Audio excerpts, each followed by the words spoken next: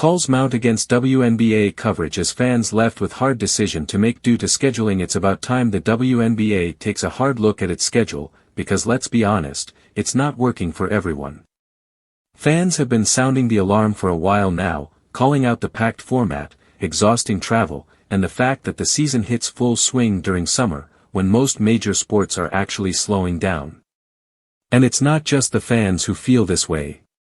Even Caitlin Clark, one of the league's brightest stars, joked last season, the only downside about the WNBA is that it's, during the summer, that's when you golf. Sure, she said it playfully, but her words still hit a nerve. Because beneath that lighthearted dig lies a real issue the league can't afford to keep ignoring. Well, it's not WNBA viewership or fans, even WNBA teams are also grappling with scheduling issues for years. And last year was no different. We already knew the intensity we had for the Minnesota Lynx versus the Liberty's finals game that extended to 5 matches between the two. But, for them, it was the travel and schedule that reflected on their games.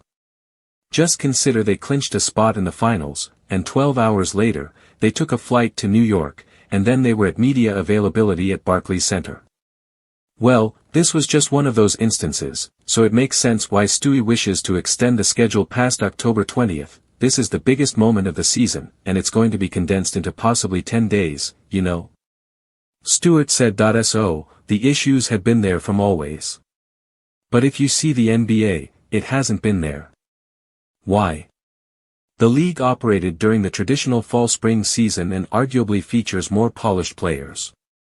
But, the question is, why hasn't the W shifted to the traditional basketball calendar since then? Today, this choice continues to hurt the league. While NBA players rest or train during summer, approximate 50% of the W's athletes are forced to play overseas during the regular basketball season just to make up for the pay gap.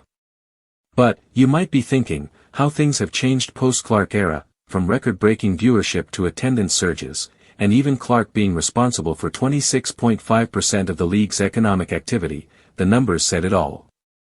So, the WNBA took valuable steps and began leaning into Clark's momentum even more.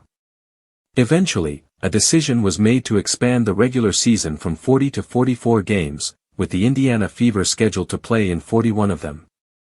I can definitely see us going to 50 games, Kathy Engelbert shared about the league's expansion process.